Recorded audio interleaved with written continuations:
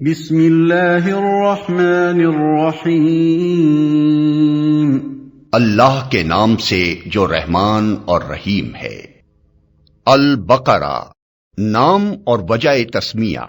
اس سورہ کا نام بقرہ اس لیے ہے کہ اس میں ایک جگہ گائے کا ذکر آیا ہے۔ قرآن مجید کی ہر سورہ میں اس قدر وسیع مضامین بیان ہوئے ہیں کہ ان کے لیے مضمون کے لحاظ سے جامع عنوانات تجویز نہیں کیے جا سکتے۔ عربی زبان اگرچہ اپنی لغت کے اعتبار سے نہایت مالدار ہے، مگر بہرحال ہے تو انسانی زبان ہی۔ انسان جو زبانیں بھی بولتا ہے وہ اس قدر تنگ اور محدود ہیں کہ وہ ایسے الفاظ یا فقرے فراہم نہیں کر سکتی جو ان وسیع مضامین کے لیے جامع عنوان بن سکتے ہوں۔ اس لیے نبی صلی اللہ علیہ وسلم نے اللہ تعالیٰ کی رہنمائی سے قرآن کی بیشتر سورتوں کے لیے عنوانات کی بجائے نام تجویز فرمائے جو محض علامت کا کام دیتے ہیں۔ اس لیے سورہ کو بقرہ کہنے کا مطلب یہ نہیں ہے کہ اس میں گائے کے مسئلے پر بحث کی گئی ہے، بلکہ اس کا مطلب صرف یہ ہے کہ وہ سورہ جس میں گائے کا ذکر آیا ہے۔ زمانہ نزول۔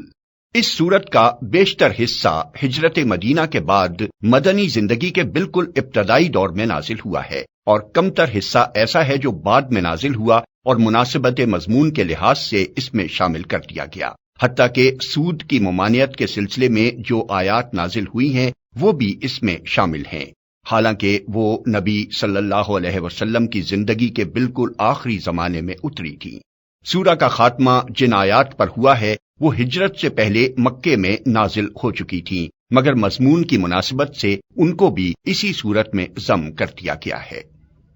شان نزول۔ اس سورت کو سمجھنے کے لیے پہلے اس کا تاریخی پس منظر اچھی طرح سمجھ لینا چاہیے۔ ایک، ہجرت سے قبل جب تک مکے میں اسلام کی دعوت دی جاتی رہی، خطاب بیشتر مشرکین عرب سے تھا، جن کے لیے اسلام کی آواز ایک نئی اور غیر مانوس آواز تھی۔ اب ہجرت کے بعد سابقہ یہودیوں سے پیش آیا، جن کی بستیاں مدینے سے بالکل متصل ہی واقع تھیں۔ یہ لوگ توحید، رسالت، وحی، آخرت اور ملائکہ کے قائل تھے، اس ضابطۂ شرعی کو تسلیم کرتے تھے جو خدا کی طرف سے ان کے نبی موسیٰ علیہ السلام پر نازل ہوا تھا، اور اصولاً ان کا دین وہی اسلام تھا جس کی تعلیم حضرت محمد صلی اللہ علیہ وسلم دے رہے تھے۔ لیکن صدیوں کے مسلسل انحطاط نے ان کو اصل دین سے بہت دور ہٹا دیا تھا۔ اس وقت حضرت موسیٰ کو گزرے ہوئے تقریباً 19 صدیاں گزر چکی تھیں۔ اسرائیلی تاریخ کے حساب سے حضرت موسیٰ علیہ السلام نے 1272 قبل مسیح میں وفات پائی، اور نبی صلی اللہ علیہ وسلم 610 بعد مسیح میں منصب نبوت پر سرفراز ہوئے۔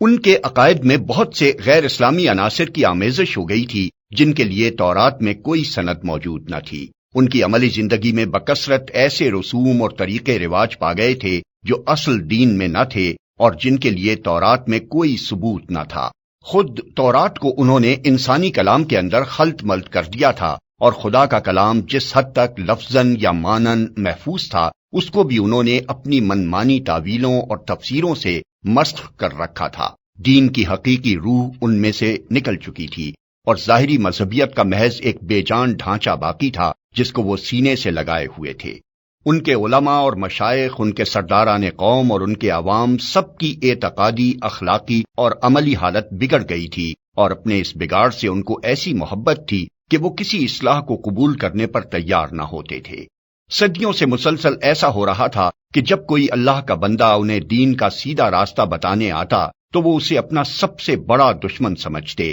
اور ہر ممکن طریقے سے کوشش کرتے تھے کہ وہ کسی طرح اصلاح میں کامیاب نہ ہو سکے۔ یہ لوگ حقیقت میں بگڑے ہوئے مسلمان تھے جن کے ہاں بدعتوں اور تحریفوں، منہ شگافیوں اور فرقہ بندیوں، استخاں گیری اور مغز افغنی، خدا فراموشی اور دنیا پرستی کی بدولت انحطاط اس حد کو پہنچ چکا تھا کہ وہ اپنا اصل نام مسلم تک بھول گئے تھے، محض یہودی بن کر رہ گئے تھے، اور اللہ کے دین کو انہوں نے محض نسل اسرائیل کی آبائی وراثت بنا کر رکھ دیا تھا۔ پس جب نبی صلی اللہ علیہ وسلم مدینہ پہنچے تو اللہ تعالیٰ نے آپ کو ہدایت فرمائی کہ ان کو اصل دین کی طرف دعوت دیں۔ چنانچہ سورہ بقرہ کے ابتدائی 15-16 رکوع اسی دعوت پر مشتمل ہیں۔ ان میں یہودیوں کی تاریخ اور ان کی اخلاقی و مذہبی حالت پر جس طرح تنقید کی گئی ہے، اور جس طرح ان کے بگڑے ہوئے مذہب و اخلاق کی نمایاں خصوصیات کے مقابلے میں حقیقی دین کے اصول پہلو بپہلو پیش کیے گئے ہیں، اس سے یہ بات بالکل آئینے کی طرح واضح ہو جاتی ہے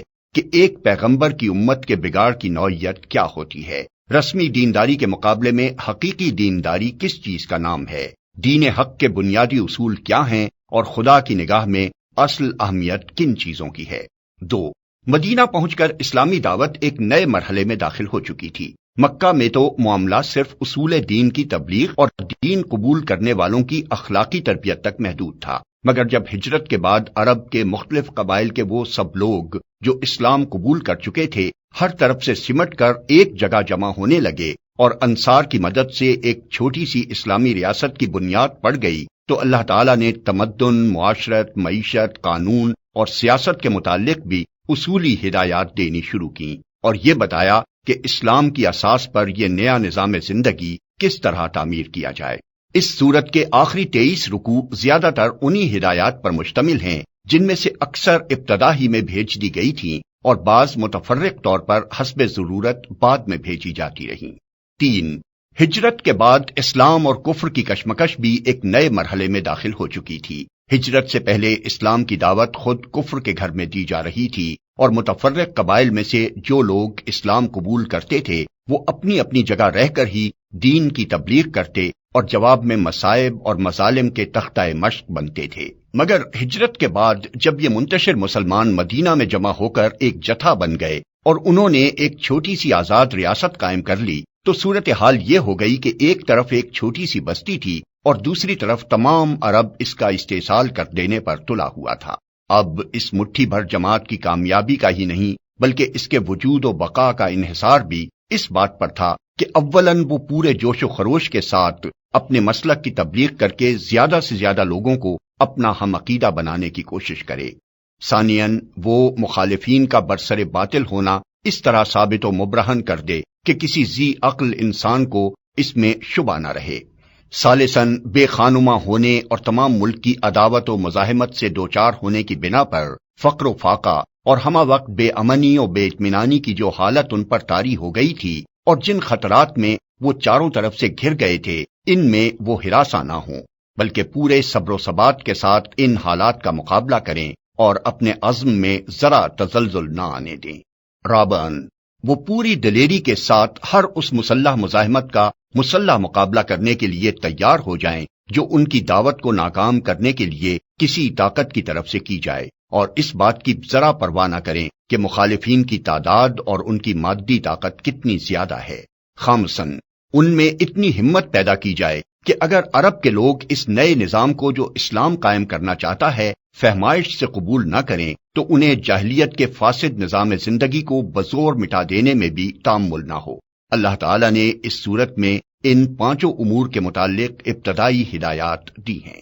4، دعوت اسلامی کے اس مرحلے میں ایک نیا عنصر بھی ظاہر ہونا شروع ہو گیا تھا اور یہ منافقین کا عنصر تھا۔ اگرچہ نفاق کے ابتدائی آثار مکہ کے آخری زمانے میں بھی نمایاں ہونے لگے تھے مگر وہاں صرف اس قسم کے منافق پائے جاتے تھے جو اسلام کے برحق ہونے کے تو معترف تھے اور ایمان کا اقرار بھی کرتے تھے لیکن اس کے لیے تیار نہ تھے کہ اس حق کی خاطر اپنے مفاد کی قربانی اور اپنے دنیاوی تعلقات کا انقطاع اور ان مصائب و شدائد کو بھی برداشت کر لیں جو اس مسلک حق کو قبول کرنے کے ساتھ ہی نازل ہونے شروع ہو جاتے تھے۔ مدینہ پہنچ کر اس قسم کے منافقین کے علاوہ چند اور قسموں کے منافق بھی اسلامی جماعت میں پائے جانے لگے۔ ایک قسم کے منافق وہ تھے جو قطعاً اسلام کے منکر تھے اور محض فتنہ برپا کرنے کے لیے جماعت مسلمین میں داخل ہو جاتے تھے۔ دوسری قسم کے منافق وہ تھے جو اسلامی جماعت کے دائرہ اقتدار میں گھر جانے کی وجہ سے اپنا مفاد اسی میں دیکھتے تھے کہ ایک طرف مسلمانوں میں بھی اپنا شمار کرائیں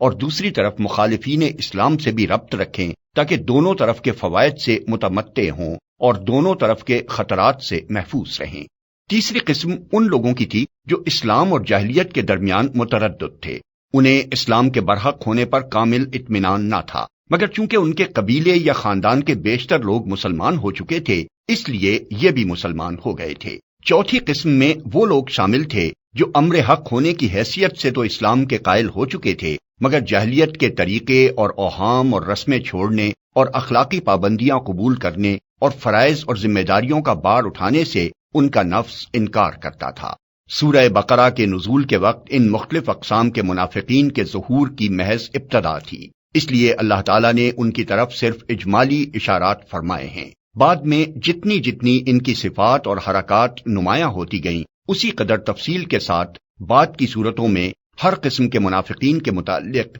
ان کی نوعیت کے لحاظ سے الگ الگ ہدایات بھیجی گئیں۔